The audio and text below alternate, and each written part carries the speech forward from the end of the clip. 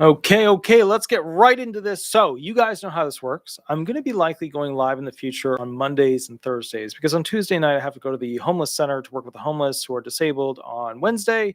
So super late Tuesday night doesn't work for super early Wednesday morning where I have to literally travel across basically one particular county to another county just to go to that particular office. So you know how this works. In this video, we'll be answering Social Security disability insurance questions, supplemental security income questions. The way it works is you call the 407-279-1754 phone number. Again, the 407-279-1754 phone number. I'm going to put it into the chat section right now, 279-1754. With that said, there's some basic rules. It's only general information because I don't know the deep, dark secrets of your claim. Also, don't go into story mode. Have your legal question ready and use a fake name throughout this process. Let's get right into it. Here we go. Hi, this is Attorney Walter Hnot. We are live on YouTube. Remember to use a fake name throughout this process. And remember to mute the computer or phone on your end because it's picking up a little bit of that. All right, let's get right to your question. What is your legal question? Go ahead. Hi. I have an issue with they're already doing a check on my account, even though I just got approved like 4 months ago. Okay. I barely even got 3 checks from them. And so they're doing a background thingy or whatever. Anyways, I have 2 questions for you, okay? One is about, we do have a second car, but the car was my husband's, and it's been broken down for a long time, but his father gave it to him. So it's a sentimental thing with him. Okay. Not wanting to get it. It's not runnable. It doesn't run. It's not going to get up running. But he's just yelling back, I'll get rid of it, but he doesn't really want to. So now they docked me like $400 on this month's check. Got to get rid of the car. Because remember, it's not so much the ability of it to run or potential of it being fixed to run into the future. It's that it's registered to your name when they look up your name. So if somebody's receiving SSI benefits, you have the restriction of, one car and the next car goes against your $2,000 SG or your $2,000 resource limit. So you got to get rid of the car. Yeah. With a blown head gasket? There you go. Indeed. Yeah. I mean, if it's got a blown head gasket, I mean, It's yeah. been sitting for years. It's all rusted and everything. It's just he just doesn't want to get rid of it. But they're saying it's worth over $2,000. It's like, it is not worth $2,000. It's not even worth $500. It's a Biden economy. I don't know. It's a Biden economy. I mean, that thing might be, the metal alone, ironically, in the Biden economy, if there's any aluminum in that thing, let me tell you, that's worth something. So, yeah. Okay. I have another question. Okay.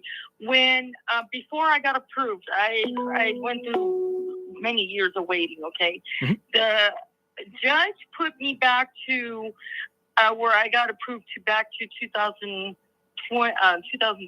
Okay. And so they never went back that far. They only went back to 2022 because they argued with me until I proved to them, showed it to them in the documents. Well, so now they know that they have to go back to 2020, and that's why I think I'm getting this review thing. But back then, in 2020 to, I think it was to 2021, the pandemic money that was being offered, the unemployment pandemic, and then also the housing financials where they assisted with the rent. Mm-hmm. Now, we got that back then, but we didn't have no money coming in, besides we were on general relief, and then we tried our business up again, and then the pandemic happened. Okay. Because I gotten worse and worse and worse over time to where it's like I'm 10 times worse. There's no way. It's gotten real bad, but I'm in a wheelchair and don't even have a right hand to be able to use it. Well, my hand here, it's a G.I. Joe Kung Fu grip, my husband says, because I can't open up my hand. Okay. But so wait, can that be held against us because they didn't know, and now they want the back information back to 2020. So of course that's telling them about the pandemic money.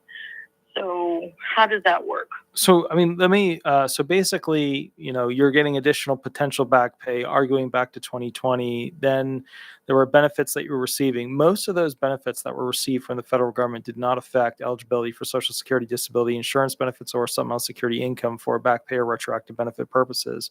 Of course, SSI doesn't Okay. have retroactive benefits. It's only back pay from your PFD forward. But bottom line is, if you opened a business and you had potential earnings during those months, or you were doing So work. this is before that, before the Okay. pandemic happened.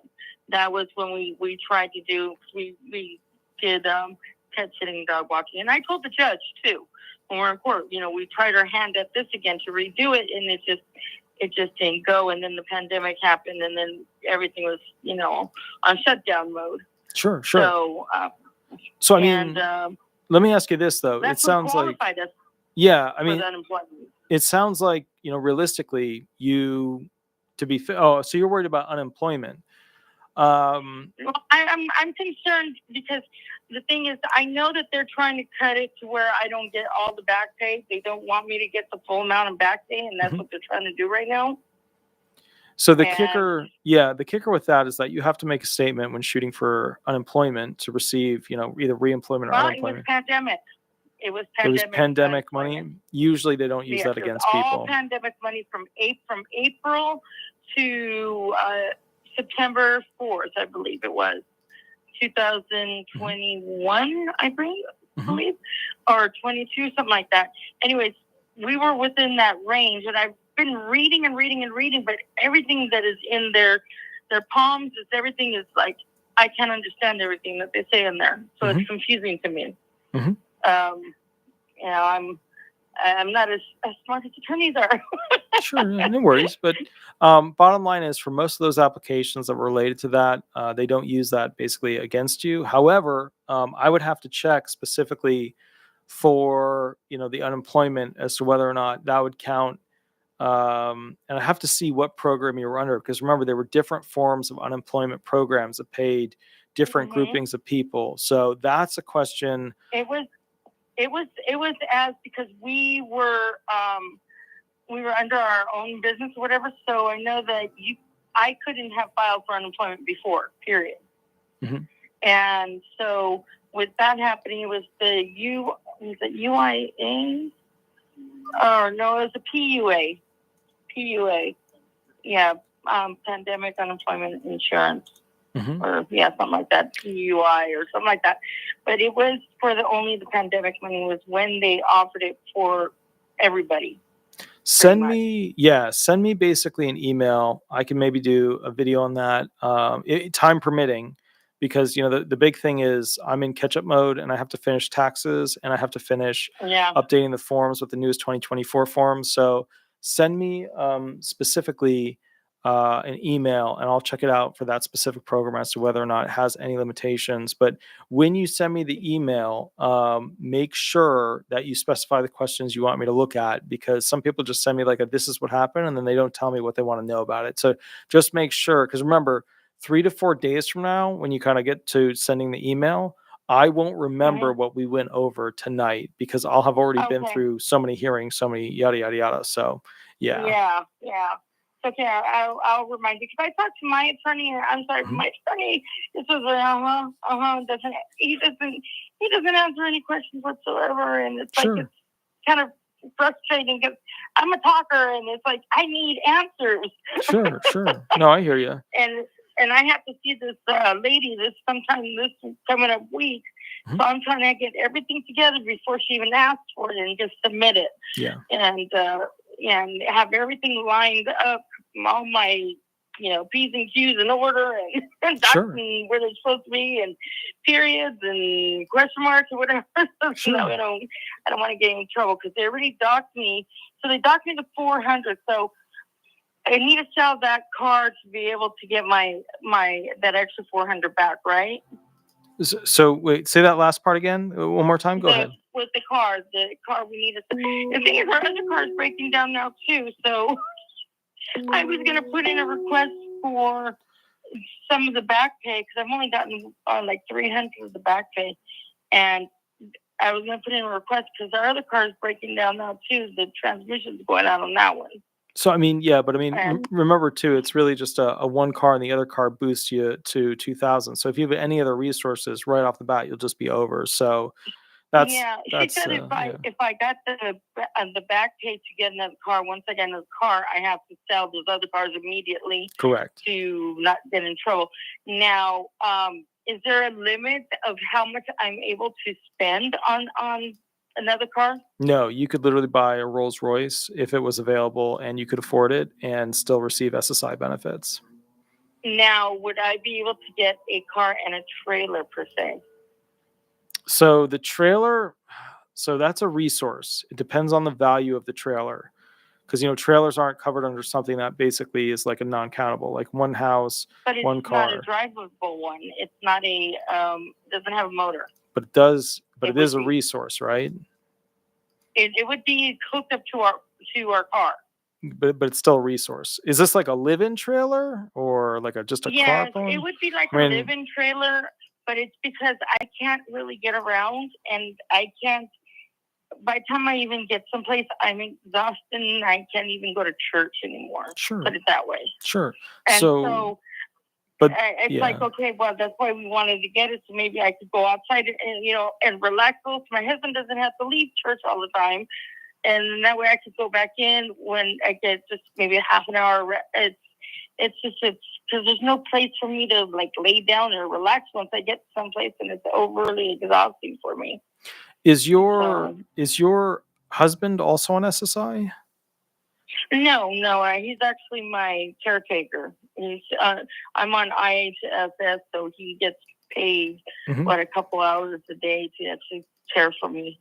So, I mean, bottom line is, you'd want to make sure resources are in his name. Are in his name, and the cars are in his name, though. Well, I mean, then they're attaching it somehow to you. Are you officially married or not officially married? No, we're officially married. Okay, so yeah, then bottom line is they're going to do a deeming exercise to see, element one to connect the dots of you and him. But kind of the bottom line here is a trailer would be considered a resource review, and if it's a live-in trailer, it's almost certainly going to be over $2,000 in worth. Okay. So how would we go about doing that then? Right. So people always ask me, how do they wiggle around that? I'm not really allowed to tell you how to do that, but I can tell you what other people do to play the game, which is that they just keep the title in somebody else's name, and somebody else pays the the upkeep on the registration on it. And that way it's not in anybody's name that's connected to it. That's what other people do. I can't, as an attorney, say that that's the right thing to do. Of course. But my old worker at the SSF told us that we can get one. So and then he left. Yeah, he said a lot of stuff. He also said we could have this other car based on sentimental reasons for my husband. Well, you can try and claim that it's for medical purposes, and then try and use it as potentially like an accommodation requirement. You can shoot for that, but you have to be able to show why you absolutely would need to have that as required ADA option. But at the same time, see, here's the thing, and here's the thing, we're at 12 minutes. I've been stuck in this house since the pandemic, pretty much. So here's the thing. Before the pandemic, I'm going nuts. But I've got to,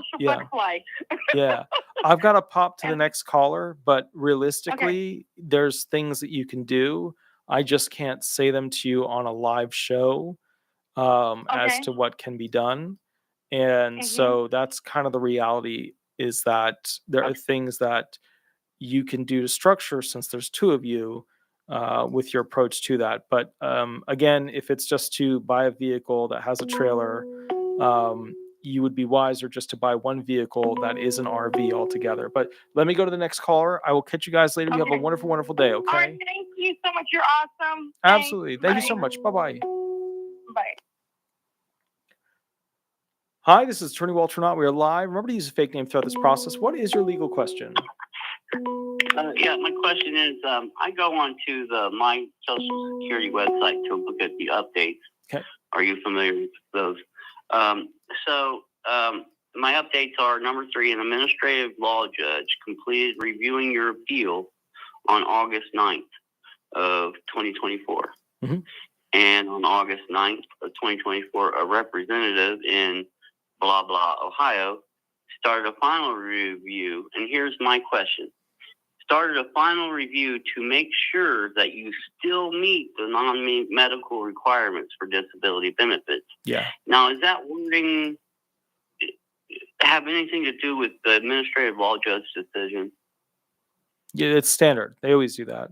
Remember, there's the review of medical, and that's the judge. Then after that, they have to do a non-medical review with a pre-effectuation interview, which is where they see if you meet the non-medical requirements. If you meet the non-medical requirements, then in that instance, you will go ahead and be found disabled because there's two standards, medical and non-medical requirements. You have to meet both. What would be a non-medical? Do you meet the financial requirements? So like the last caller, and that's the thing, they have a provision about RVs that I didn't get to tell her about, but the bottom line is like... I was listening, yes. And yeah. I want to buy an RV, and I've heard you actually talk about this many times. But there's a problem. Buying. Yeah, with RVs. RVs are not always covered. So the type of RV you purchase has to fall in a special definition because the problem is the recreational vehicles are not usually covered under the allowable vehicle option for SSI. So are you yeah. Camper. Are now, you is a camper different than an RV? I mean, it is, right? Yeah. So, but the bottom line is this: are you an SSDI or an SSIer? GI. Yeah. If you're DI, it doesn't matter. Yeah. If you're if you're DI, it doesn't matter. You could literally drive around a spaceship. It doesn't matter. Like there's no restriction on how many cars or RVs or whatever you can have. Okay. Good. Yeah. Good. All right. I think my second question was, the administrative law judge completed my review in like 2 weeks. Mm-hmm. Is that a good thing or a bad thing? Could be both. Could be both. Like the thing is this, like when there's really quick reviews, it's leaning more towards a good thing unless your claim is a total shit show. So if your claim has merit to it and it's strong and you get a quick review, the judge is just trying to get it off their docket, then yeah, it's a good thing. But if it's a situation where like you have no medical evidence, there's not much to it, then it's usually a bad thing. They're just getting it off their docket. Right. No, I definitely have medical evidence and a catastrophe injury. Sure. My third question was, I've been trying for disability for 5 years now. Okay. I had one case with one lawyer, went through, told the final appeal, and we lost. And my free lawyer said he would not go to the state. Okay. And so I filed again. Okay. And on my next filing, instead of I was injured. Somebody attacked me and jumped on me, broke my collarbone. Okay. Ended up in 3 surgeries for 3 years. Okay. But and then a lot of other stuff happened in the next 2. So basically, this has been a bad 6 years, hard 6 years. But so I was injured on this date, right? That was my first apply. Well, the second time, after I lost the first appeal, I applied. I went to the date of my first surgery where they did the first surgery on my shoulder, mm-hmm. which was only a few months later, you know? Mm-hmm. Just because I didn't want them to say, we've already went through this and told you no. Mm-hmm. I didn't know what I was doing. So anyway, how far back can I get back pay? Everyone says 2 years. Is all you can get. So well, that's a very shitty summary and not accurate at all. The farthest back you can go for back pay / retroactive benefits is the month after the last month of your last denial from the prior claim. So the prior claim got denied. The month after that month is the farthest that you can potentially go back. Now, That's limited by 17 months total going backwards from your protective filing date of your new claim. So you can go up to 17 months back, but you're limited to the month after the last month of your final denial from the prior claim. Boy, 17 months isn't very long when you've been fighting it for 6 years. Well, when did your last claim end? Probably 3 years ago. So the maybe month 2. Yeah, so the month after that month. And then when did you file? Did you file like the next month, 2 months later, 6 months later? Oh, after I was denied the first time?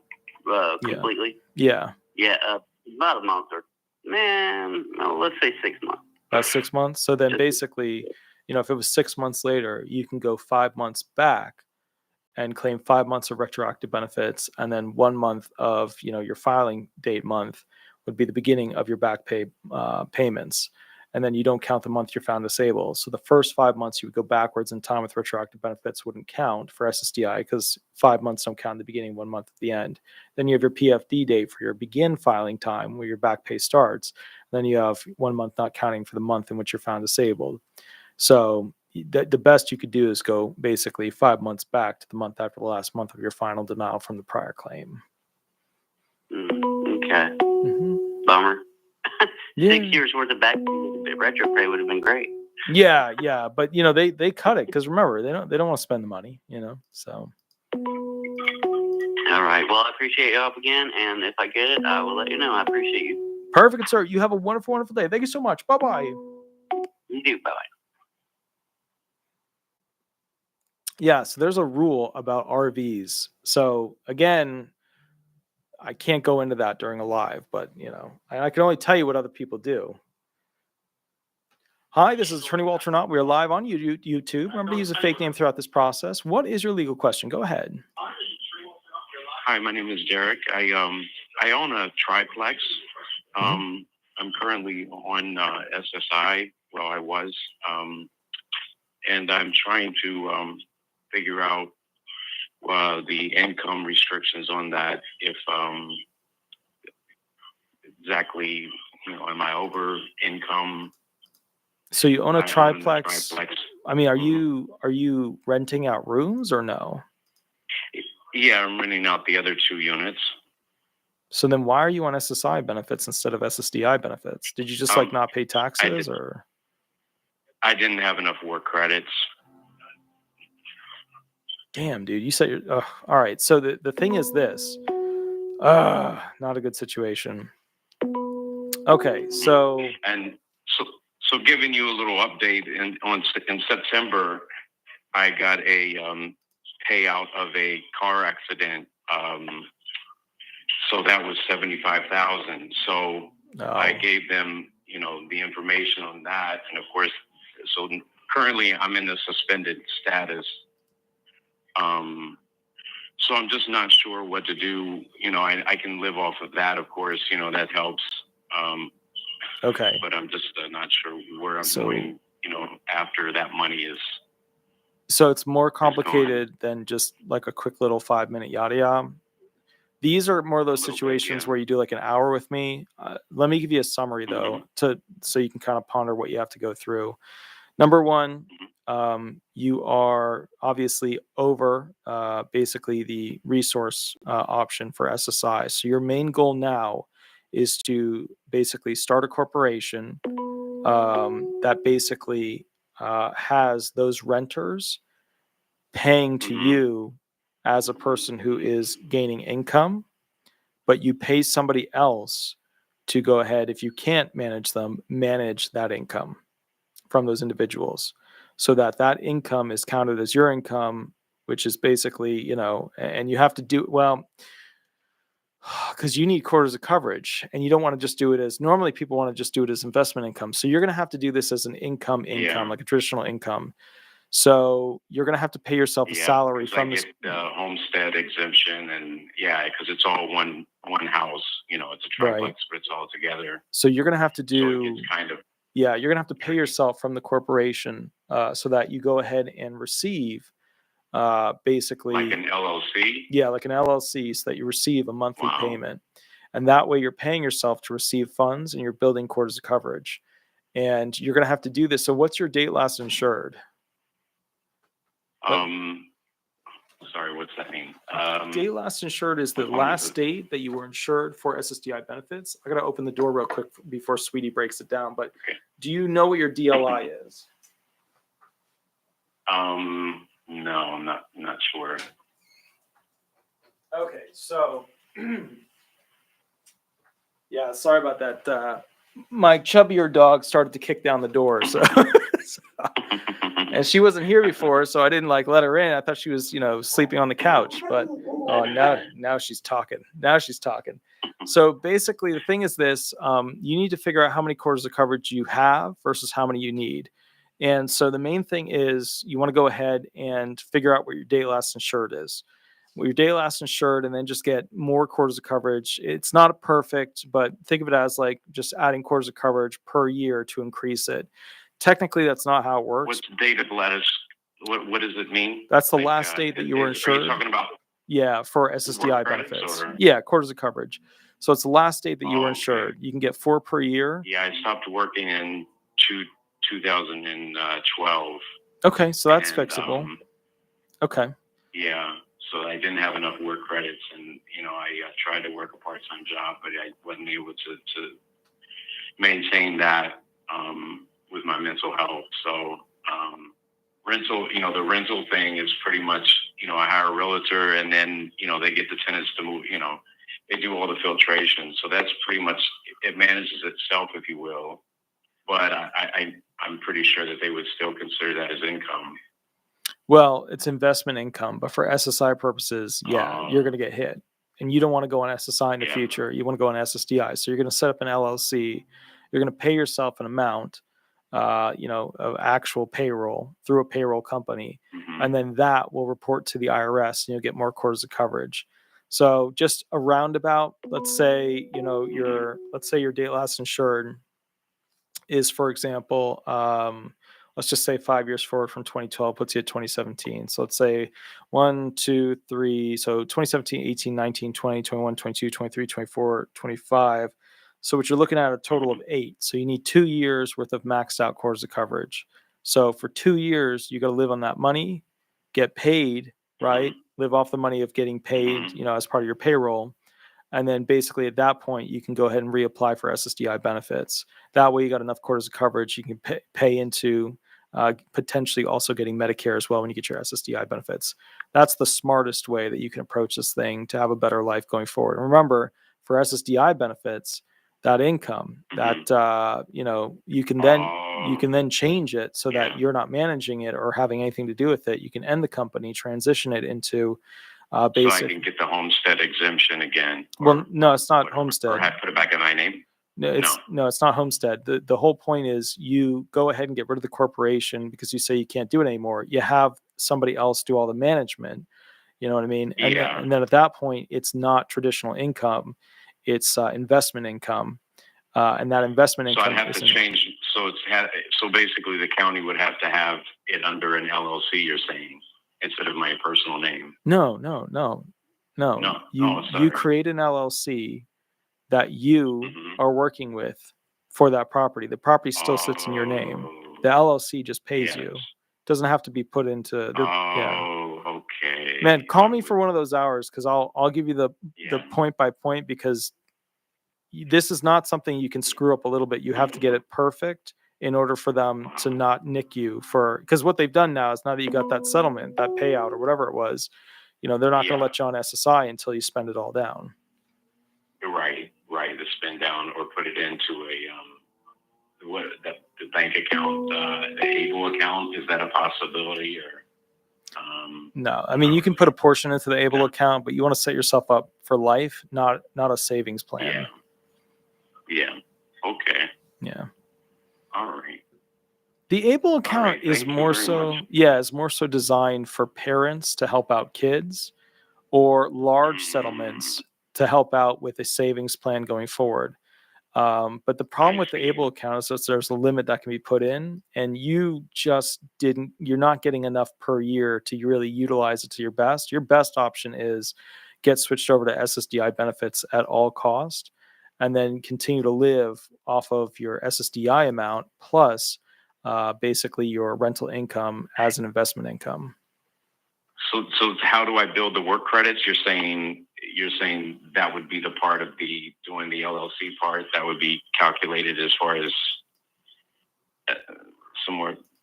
So you open up work credits? Right. You open up a LLC called, Bob's Property or whatever. And then that company acts as limited liability corporation that you pay yourself through when you receive money from those people. Right. So when they pay you, it goes into the LLC, and the LLC does payroll, and pays you basically through the payroll. And then once you receive that payroll, you're paying taxes on income you're receiving, which then at that point is converted into quarters of coverage because you're paying your FICA taxes. Oh, okay. I see what you're saying. So yeah, but right. there's a lot more steps to it than that, but that's the general gist of it. Yeah. Okay. I appreciate it very much. So, yeah, you went over it well. Yeah, absolutely, sir. I'm going to take this next caller real quick, but you have a wonderful, wonderful night, okay? All right, you as well. Thank you again. Thank you, sir. Bye-bye.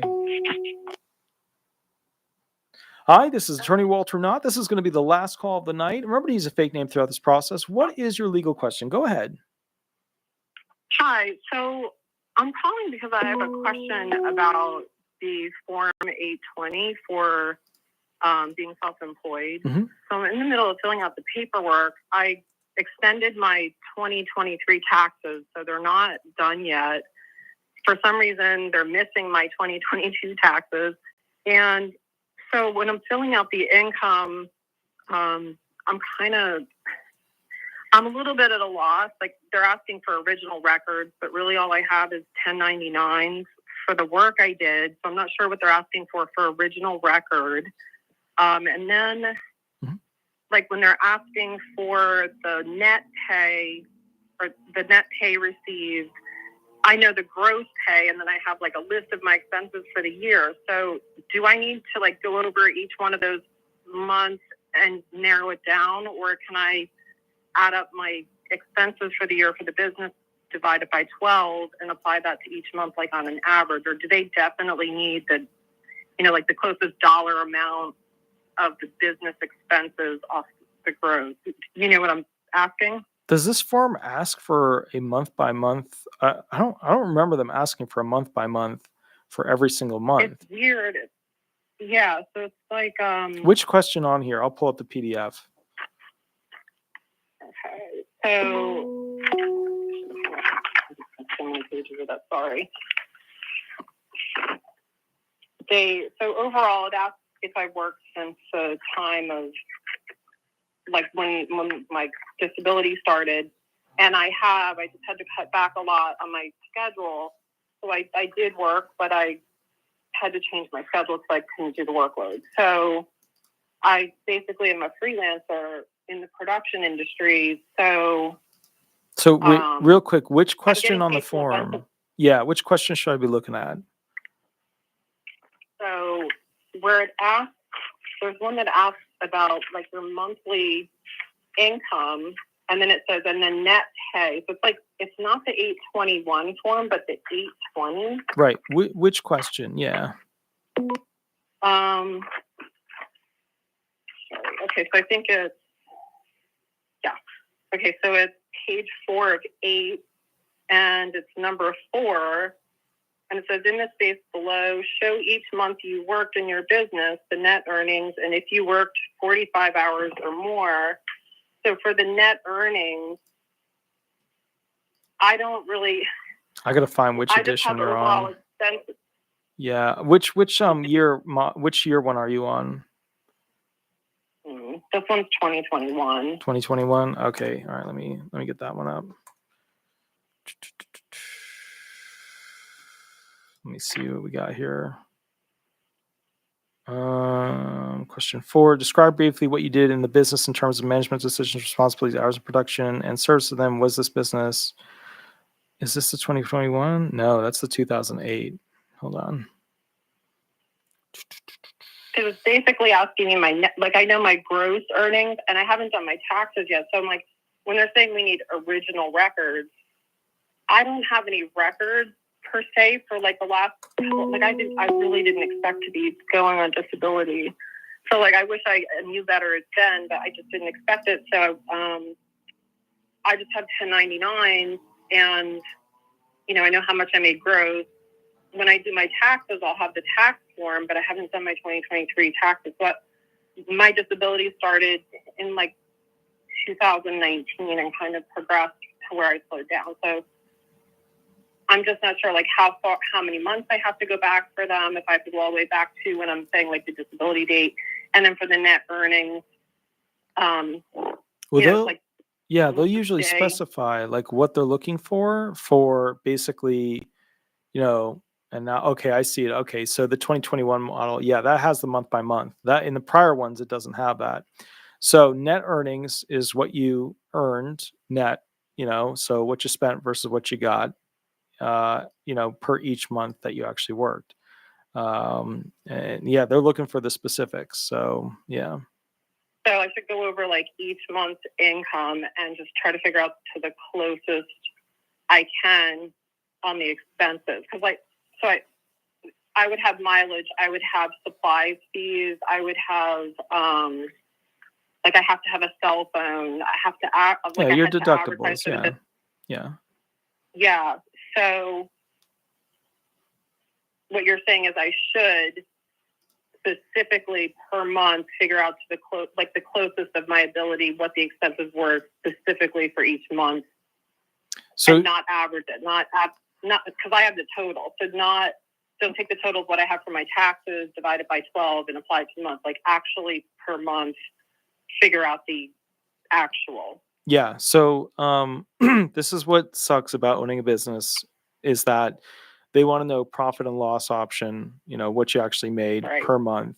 And they expect Right. people, when you apply for loans, you got to do it. When you apply for, this or that or whatever, they expect you to be able to give a profit and loss statement. Now, what you're arguing for the people who are watching is this sucks for you because you have the big number, what you made and lost for the year, but you don't have the broken down per it's month. not big. Yeah. Right. So I have to break it down per month. But so like I said, I didn't do my taxes yet for 2023 because honestly, I haven't been able to concentrate to do them. I'm kind of a scatterbrain. So I do have my 1099s, and what they're saying is we want all the original records, no copies, no certified. They want the original records. I'm like, well, I don't have any records. I just have the 1099s from the people who paid me. And then 2024, where I worked up to March, I can write down what I know I worked, but I don't have any, obviously don't have any tax stuff for 2024 yet. Mm-hmm. So do you know what they mean by original records? With they wouldn't consider for original records 1099s, and then your whatever the tax form is they're asking for. Well, they're looking for bank statements, original records. They're looking for pay stubs, which you actually paid yourself through a payroll program. They're looking for, documents that show what your expenses were, if you had a company card or whatever, what was being charged, stuff like that. Yeah, it's nothing that big. I'm just a single, a freelancer. And so it's I would, work for a television station, work for a photographer, on a movie set. Yeah. So then, you get paid. So I would get the 1099 for that. And then I would have to figure out, what the expenses, the mileage and everything is. So I have the expenses for the year, but I just wasn't sure if I had to itemize them. And then when they were asking for the original records, I didn't know if it's okay to just send my 1099s and the copy of one of the tax forms that shows what I took in and what the losses were. If that would suffice as a record. What they're going to be looking for are the bank statements for each month, any credit card statements for each month. They're going to be looking for basically, pay stubs through a payroll. If you have that, if you don't have that, they're going to be looking at owner's draw statements, where you took out money and what it equated to. So that's what they're going to be looking for. Yeah. No, I don't have a separate business and personal account, just a sole proprietor, freelancer. Mm-hmm. So they would pay me a check. Yeah. So and it would go right into. Yeah, you would take your personal bank account statements and you'd submit those. Okay. Mm-hmm. All right. Remember, all the people who always ask me these questions are sitting there thinking the same thing. Shit. Which is, how do I go ahead and figure this out? What did I actually spend money on? What did I not? All that stuff. Yeah, right. I didn't expect to be in this spot right now, and I was I didn't expect this. So then I don't want to make a stupid mistake and have to start all over, because these are the forms they sent to me to fill out. They're these have to be back by the end of this week. Well, it's 2 weeks, but it's the end of this week. And I didn't want to not send something that should be in there and be denied for something stupid, I didn't include a form or something, have the expenses worked out the way they should be. In your situation, what's usually best is to basically hire an accountant to go ahead and do a cost analysis thing where you just sit there and you tell them, basically, these types of charges were my fuel, these types of charge. But remember, obviously fuel is not for everything. You know what I mean? They're going to be, you have to be like traveling to a specific spot. So, having an accountant there to go ahead and go through basically a line by line situation where you hire them for a couple hours or whatever is usually the best way to do that. Because, you're not in shit's creek with OIG. You don't need an attorney to go ahead and sit there and do that yet. But getting an accountant to go ahead and do this stuff for you, they have people that you can buy per hour to go ahead and just pay them. That would be your best bet here. Because I didn't work a lot. It's like maybe, like a few days in a month, like since I slowed down my schedule, or 4 days in a month. And, some days are $150, like another days, $750. But I don't have a lot of days. It's just, I wanted to make sure I accounted for what they're saying from gross to net properly, and that I'm sending the right records for them to, account for it. Yeah. So I think he answered what I needed to know. and that's the thing is, people always ask me this and they're not happy with the outcome. But the thing is, what you're missing, the little domino piece to make the whole thing come together, to get, everything pushed through, is just go hire one of those accountants for so much per hour to just sit there and go through line by line and give you a profit and loss statement for each month. And then you should be good to go. Yeah. All right. Good. Okay. So thank you so much. I appreciate your time. Okay. Yeah. Have a good night. Have a wonderful night. Thank you so much. Bye-bye. Bye-bye. Bye-bye. Okay, excellent, guys. So that was the final call of the night. As you know, Disability Attorney, most viewed and subscribed to. I go live for 30 minutes to go ahead and answer questions for free. With that said, I will be catching up with people down the line for Thursday night. Please remember, if I helped you out or went into details or gave you a direction with this thing, to go to Google, type in Disability Resolution Law Firm or Disability Resolution Florida, and basically throw some stars up there. We always love waking up and seeing those 5 stars. They're absolutely awesome. With that said, please remember to like and subscribe. And also, if you have a bigger question, like you need to figure out what your path is going to be, you need to run hearing questions with me for an upcoming hearing, even though you're not my client, or you're figuring out what to do with your transition from work to not working and being on disability benefits, or the big one where I get a lot of them are, you've got an ROI report from OIG, the secret police of the SSA. Now what? For those situations, make sure you do the hour option and go from there. I will catch you a little bit later. You have a wonderful, wonderful night. Thank you so much for hanging out, and we will go from there. Thanks so much. All right. Bye-bye, everybody. Bye-bye.